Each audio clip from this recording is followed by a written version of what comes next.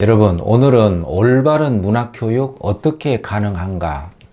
좀 크고 거창한 주제일 수도 있을지 모르겠지만 이 문제를 간략하게 소개를 해볼까 합니다. 제가 2020년 4월 달에 수능 문학은 예술 작품 감상법과는 다르다, 이런 주제로 영상을 올린 적이 있습니다.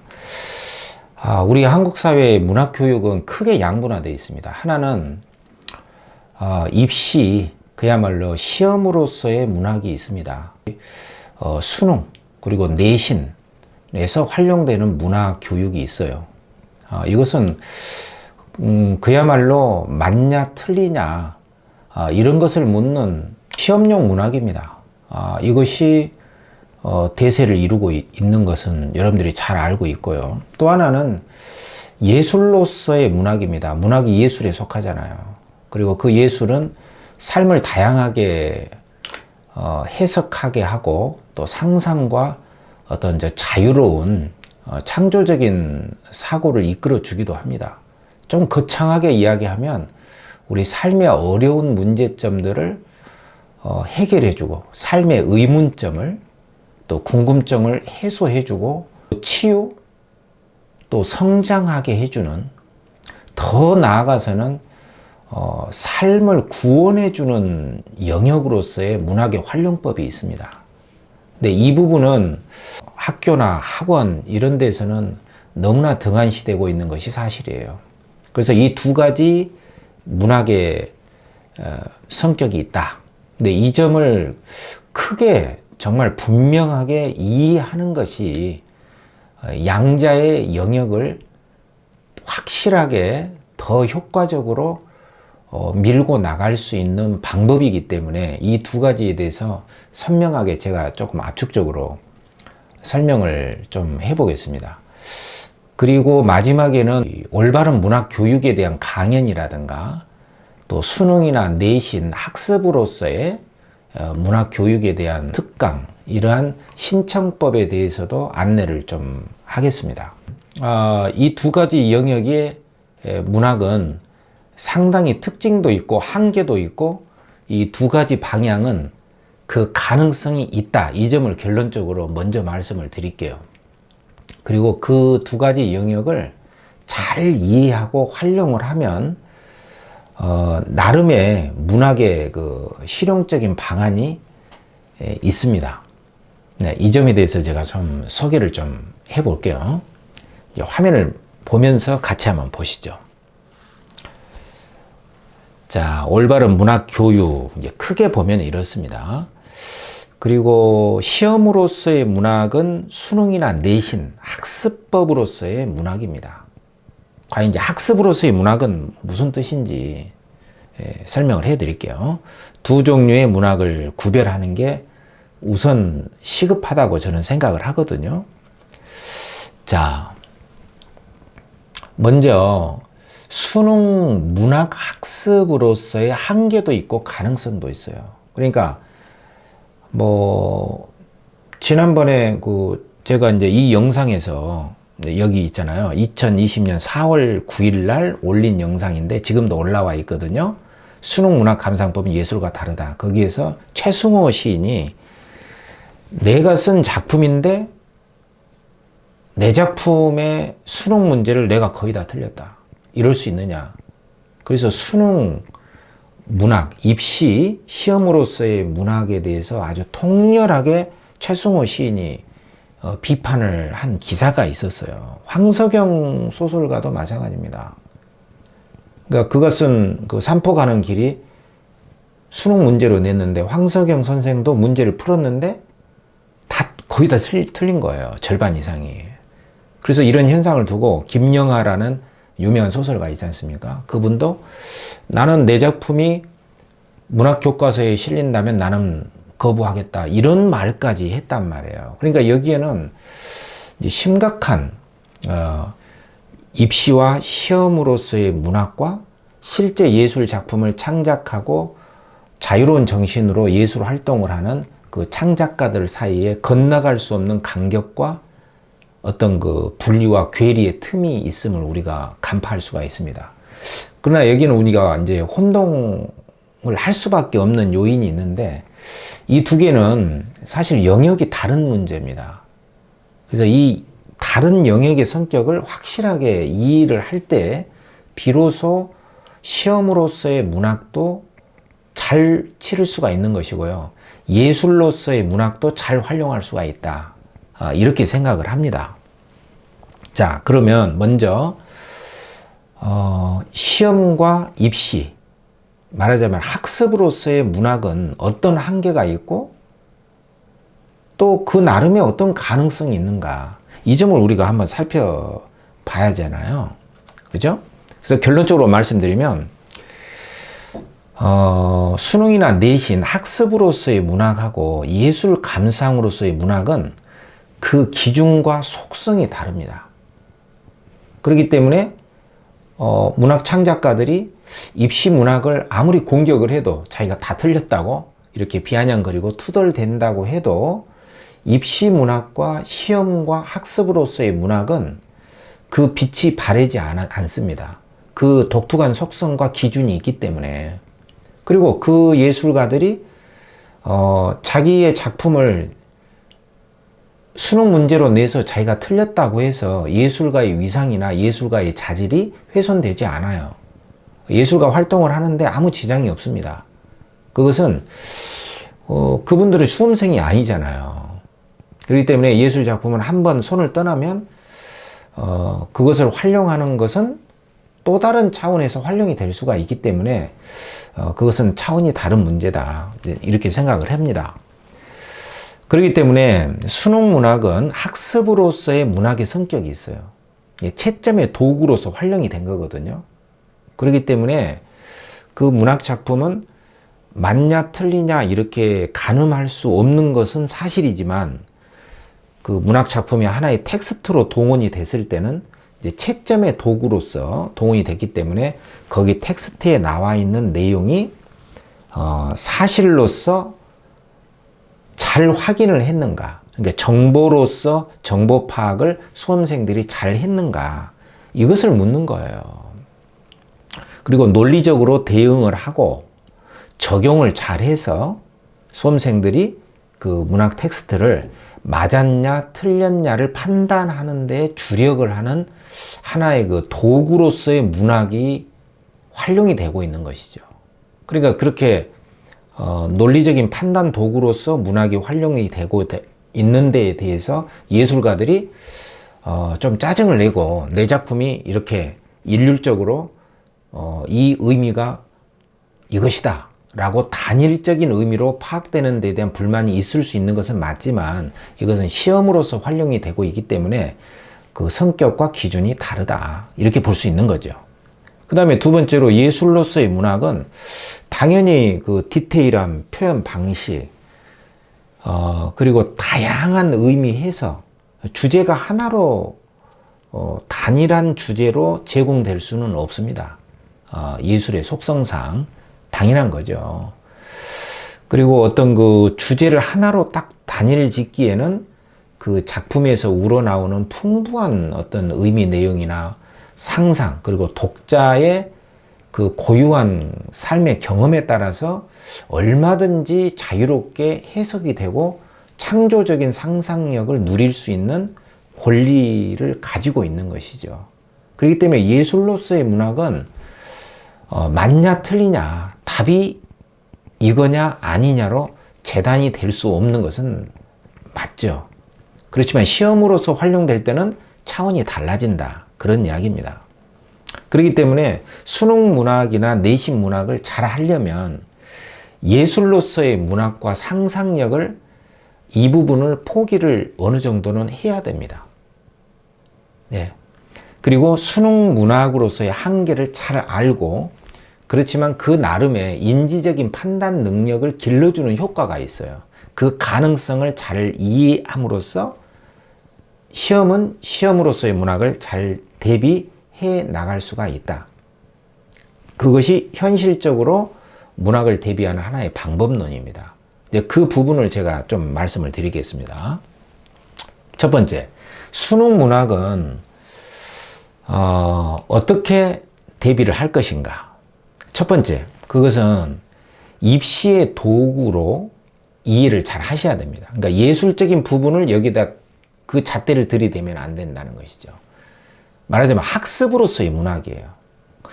그러면 이 학습으로서의 문학이라는 뜻을 여러분들이 잘 이해를 하셔야 됩니다. 학습한다. 여기에서 우리가 말하는 학습으로서의 문학이라고 하는 것은 배운 것을 시험에 적용을 해서 맞았냐 틀렸냐로 가늠할 수 있는 것으로서의 문학을 의미하는 거예요.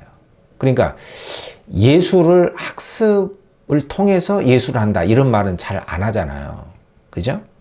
그렇기 때문에 이때 학습으로서의 문학이라고 하는 것은 이 사실, 나와 있는 사실로서의 정보를 있는 그대로 잘 확인할 수 있느냐, 이러한 판단력, 그리고 내용 일치, 확인, 그리고 이러한 근거를 통해서 이러한 판단을 할 수 있느냐, 또 다른 자료에 대응하고 적용을 할 수 있느냐, 이러한 능력, 언어적인 논리적인 능력을 묻는 것입니다. 그렇기 때문에 이러한 시험으로서의 또 학습으로서의 문학 영역에서 다양한 예술적 의미나 창작, 상상, 창조적 해석을 다 허용할 수는 없는 거죠. 말하자면 시험으로서의 문학은 맞다, 틀리다 이렇게 일률적인 채점이 가능해야 하는 것이죠. 당연한 거죠. 그렇기 때문에 채점이 가능한 영역을 우리가 잘 알아야 되는 것이에요. 첫 번째는 정보 사실 확인입니다. 나와 있는 것을 일단 어떤 정보가 나와 있느냐. 근데 어떠한 정보가 중요한 정보로 다뤄지는가. 이게 중요한 것이죠. 이걸 알아야 되는 것입니다. 그 다음에 두 번째는 인과로 대표되는 논리의 대표는 인과입니다. 그러니까 A로 인해, A로 말미암아, A 때문에 또는 뭐뭐로 보아 이것임을 알 수 있다. 이렇게 판단과 이렇게 근거, 뭐뭐로 보아 이렇게 근거와 판단. 이러한 언어 논리적인 성격에 대해서 연습이 필요한 것이죠. 그리고 또 추론적인 영역도 있어요. 지금은 올해 같은 경우는 굉장히 추론적인 영역이 약화됐죠. 쉽게 냈다는 뜻입니다. 이러이러한 것으로 보아 이렇게 볼 수 있다. 이렇게 해석의 영역을 정해놓고 그 범주 내에서 해석을 할 수 있느냐. 이게 해석의 가능성, 해석의 허용성을 묻는 것이에요. 이게 추론입니다. 이 세 개의 영역을 굉장히 체계적으로 학습을 잘 해줘야만이 시험으로서 학습으로서의 문학 영역에서 성공할 수가 있고요. 이러한 것을 훈련을 하게 되면 문학의 본질을 훼손시키는 게 아니고 나름대로 논리적인 판단 능력을 길러 나갈 수가 있는 그 효과도 있고 가능성이 있는 겁니다. 예. 그러면 이러한 영역들이 어떻게 출제가 됐냐. 대표적인 것만 한번 살펴보면 사실 확인 문제는 이런 식으로 출제가 됩니다. 사막을 걷는 법, 올해 수능에 출제됐잖아요. A와 B의 소수상 특징에 대한 설명으로 가장 적절한 건 뭐냐. 이렇게 설명. 요런 게 이제 사실 확인이에요. 그러니까 A 부분에 나와 있고 B 부분에 어떤 것이 사실적으로 나와 있느냐. 이게 정보를 묻는 것이에요. 그리고 이 선지에는 개념이 좀 들어가기 때문에 이 개념도 사실 확인 영역에 들어갑니다. 그래서 A에 보시면 A는 베트남 전쟁터에서 나하고 한병장이 이야기 나눴던 과거 회상 장면이거든요. 그러니까 이거 맞는 거죠. 그리고 B는 노인이 그 행동하는 모습을 내가 관찰하기까지의 그 전개 과정이 나와 있기 때문에 시간의 흐름이 맞습니다. 근데 나의 주관적인 심리가 들어가 있기 때문에 객관적인 것이 아니에요. 그러니까 여기서 주관과 객관이라는 일종의 굉장히 간단한 개념어도 필요한 것이고 이 부분에 나와 있는 사실 확인 능력이 필요한 거죠. 오케이? 그래서 이게 틀린 것이고요. 그 다음에 이는 나하고 한병장이 이야기했기 때문에 구어체가 맞고 과거 경험한 게 맞고 B는 노인은 뭐뭐 한다, 일어선다 이런 현재형 시제로 관찰하고 있는 사실, 내가 관찰하고 있는 걸 생생하게 나타내고 있는 게 맞습니다. 여기서도 기본적으로 생생이라는 게 무엇이고 뭐 가장 간단하게 현재형 시제란 건 뭐고 구어체는 뭔가 이렇게 아주 간단한 개념어와 더불어서 A와 B에 나와 있는 그 사실 확인을 정보적인 차원에서 잘 인지하고 있느냐의 능력을 묻는 것입니다. 아주 간단하고 쉬운 것일 수도 있어요. 그러나 여기에 망상이 개입되면 이것도 어렵게 처리될 수가 있는 것이죠. 이런 게 사실 확인입니다.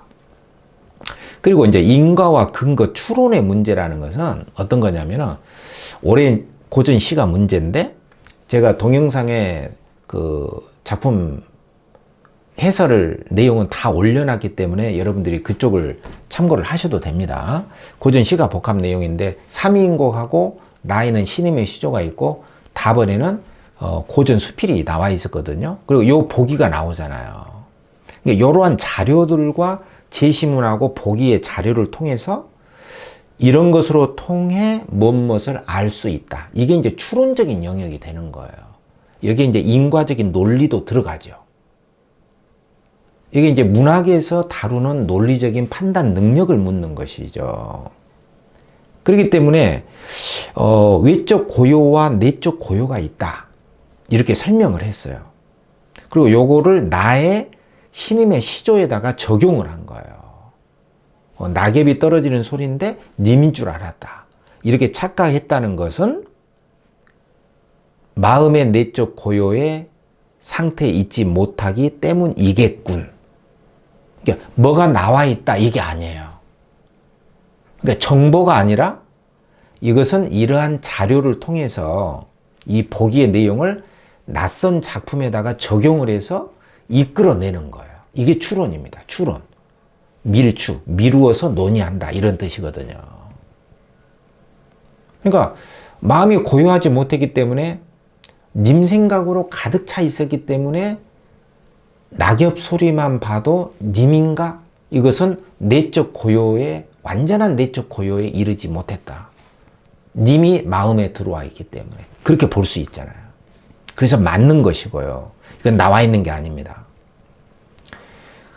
그 다음에 5번에서는 다에서 누군가 고요함이 이긴다는 당호를 내가 고요함이 이긴다라는 액자를 걸고 싶다 했어요. 바깥 환경도 고요하고 내 내면도 고요함을 추구한다. 이런 뜻으로 고요함이 이긴다. 이런 뜻으로 액자를 걸었는데 어떤 사람이 뭐 이미 이렇게 고요한 곳에 고요함이 이긴다. 이런 말을 왜 썼지? 이렇게 의심을 했다는 거예요. 군더더기로 본다. 이미 고요한데 왜 고요함이 이긴다는 말을 하지? 이것은 내적 고요와 외적 고요를 잘 이해하지 못했기 때문이죠. 사실은. 그래서 이렇게 군더더기로 본다는 것은 이유를 묻잖아요. 외적 고요만으로는 슬픔을 이겨내기 어렵다고 여겼기 때문이다. 이 말은 외적 고요와 내적 고요가 다 필요하다. 라고 판단했다는 뜻인데 이렇게 판단했다면 이것을 군더더기로 보지는 않았겠죠. 그래서 이게 틀린 거예요. 이건 나와 있는 게 아닙니다. 이것은 적용하고 추론해서 풀어야 되는 문제인 거예요. 그러니까 이 방면에 문제 푸는 연습과 논리적인 사고 능력을 연마를 해야 되는 것이죠. 이것은 어떤 문학을 자유로운 해석과 상상, 그러한 차원에서 해결되는 게 아니라 언어적인 논리적 판단과 훈련 과정을 통해서 문제 풀이법을 익혀 나가야 되는 것이에요. 그러니까 예술 창작자들이 이런 문제를 잘 풀지 못하겠죠. 이런 언어 논리적인 학습을 안 했잖아요. 창작만 했지. 그러니까 당연히 최승호나 황석연 선생님이 수능 문제를 풀면 당연히 나자빠질 수밖에 없는 거예요. 당연히 틀리는 거죠. 수험생들도 이 두 가지의 사실 정보 확인하고 추론적인 능력을 필요로 한 문제가 있다는 것을 모르면 당연히 점수가 안 나올 수밖에 없는 거예요. 자, 중요. 자, 정리하자면 학습과 시험으로서의 문학은 한계가 있습니다. 왜냐? 그 자유로운 예술의 성격을 조금 축소시키는 한계가 있습니다. 그렇지만 가능성이 있다.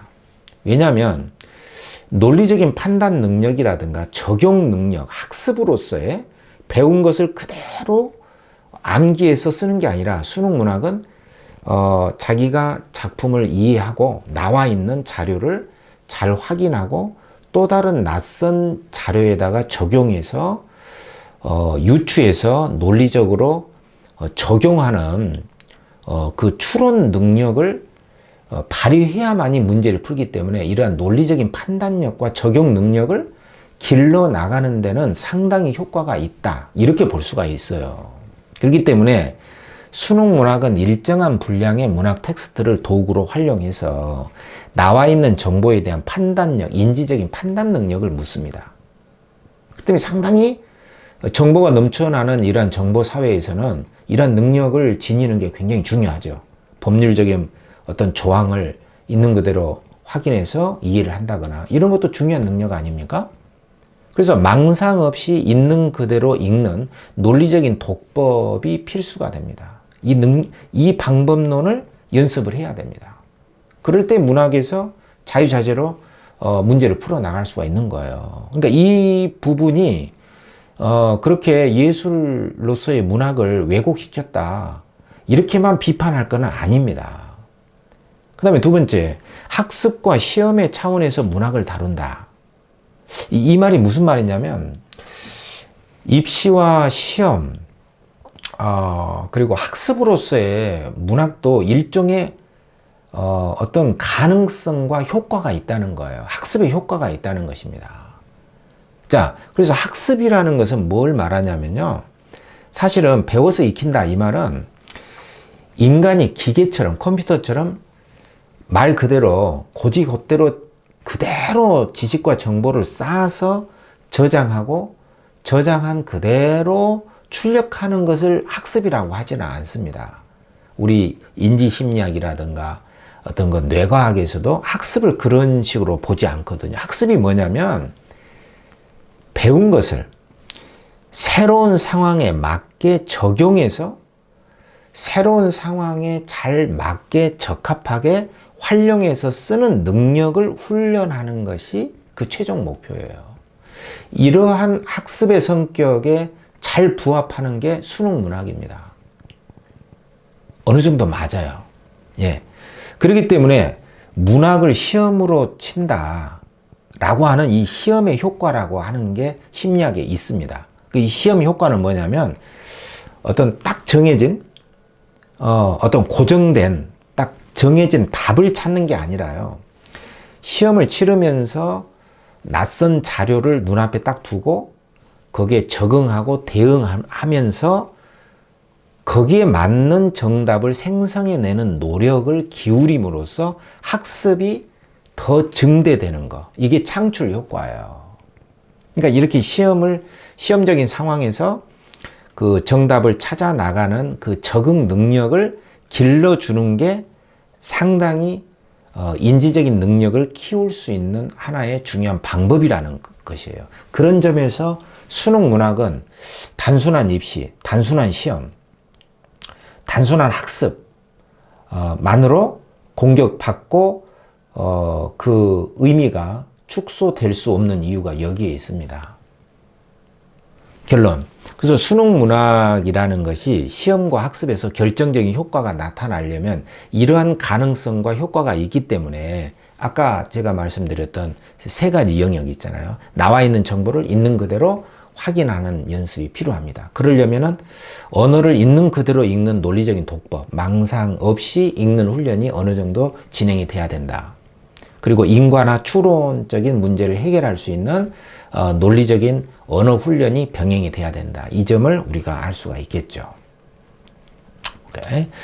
자, 그 다음에 이제 말이 나왔으니까 예술 작품으로서의 문학은 무슨 뜻이냐? 여기에서는 아까 제가 말씀드렸듯이 문학을 활용을 해서 자유롭게 상상도 하고 삶이란 게 하나로 규정되는 것이 아니고 어떤 윤리나 규범, 도덕을 뛰어넘어서 삶은 자유롭게 해석이 되고 수용이 될 수 있다. 그리고 삶의 어려운 점이라든가 삶의 의문점 이런 점들 또 과거의 경험에서 받은 상처들 이런 것들이 문학 작품을 통해서 치유되고 나 자신이 성장이 되고 타인을 이해하고 사회를 이해하고 나아가서는 이 자연과 합일되고 또 어떤 그 행복과 죽음의 문제 이런 것들이 말끔하게 해소됨으로써 우리 삶을 구원해 주는 차원으로까지 활용이 될 수 있다 이겁니다. 좀 거창하죠. 이 부분이 있다는 것만 제가 말씀을 드릴게요. 그래서 나의 삶을 작품을 통해서 발견하고, 아, 나만 이렇게 사는 게 아니구나. 아, 저러한 삶이 있구나. 이렇게 삶의 경험을 확충시켜 주는 거죠. 그래서 또 다른 삶의 가치가 있다는 거, 이렇게 다양한 의미가 있다는 거, 이걸 알게 되고요. 작품 속의 화자라든가 시에서 또 소설에서 또는 수필에서 어떤 인물들이 처한 상황, 어떤 현실 세계, 여기에 깊이 공감하고 이해하고 소통함으로써 나의 삶의 영역이 넓어지게 됩니다. 그래서 나를 알게 되고 남의 심리나 행동까지도 공감하고 이해하게 되면서 나의 삶의 영역이 넓어지게 되는 경험을 하게 되는 것이죠. 그래서 궁극적으로는 나란 누구냐, 나의 정체성이라든가 주체적으로 산다는 것은 어떤 의미인지, 내가 정말로 원하는 것은 무엇인지 이것을 알게 되는 그 효과가 있어요. 그러려면 문학을 치유적인 관점에서 잘 활용을 해야 됩니다. 삶의 무기력, 회의감, 또 사회 현실은 무엇인가, 또 우리가 너무 삶 속에 들어와 있기 때문에 삶을 잘 모를 수가 있어요. 또 삶이 언젠가는 끝나잖아요. 그래서 끝난 뒤에는 우리는 어떻게 자연과 하나가 된 상태에서 그 너머의 삶은 또 무엇인가, 이런 깨달음의 경지에까지도 문학을 활용해서 얻을 수가 있다. 그래서 어떤 그 고통으로부터 벗어날 수 있는 하나의 도구로서 문학이 훌륭하게 활용이 될 수가 있다. 이런 영역이 있다. 이것만 제가 이 시간에는 말씀드릴 수가 있습니다. 최종 결론. 자, 문학은 입시와 시험과 학습으로서의 문학이든 삶을 치유하고 성장시키고 구원까지 해주는 문학이든 다 가능성이 있다. 이렇게 볼 수 있어요. 그렇기 때문에 바람직한 문학 교육은 어떻게 할 것인가? 그것은 수능이든 내신이든 학습으로서의 문학은 학습법에 맞게 문학을 공부하는 것이 옳고 효과가 있습니다. 그리고 두 번째는 예술로서의 문학은 예술에 맞게, 그리고 치유와 성장으로서의 문학은 거기에 맞게 활용을 하고 그 가능성을 모색해 나가면 엄청난 효과가 있다. 이렇게 볼 수가. 올바른 문학 교육은 어떻게 이루어져야 되는가를 두 가지 방향에서 그 활용법에 대해서 문학 교육에 대한 강연을 할 수가 있고요. 또 수능 문학에 대한 학습법, 또 내신 문학에 대한 학습법 특강, 현장 어떤 특강, 이런 것에 대해서 제가 도움을 줄 수가 있을 것 같아요.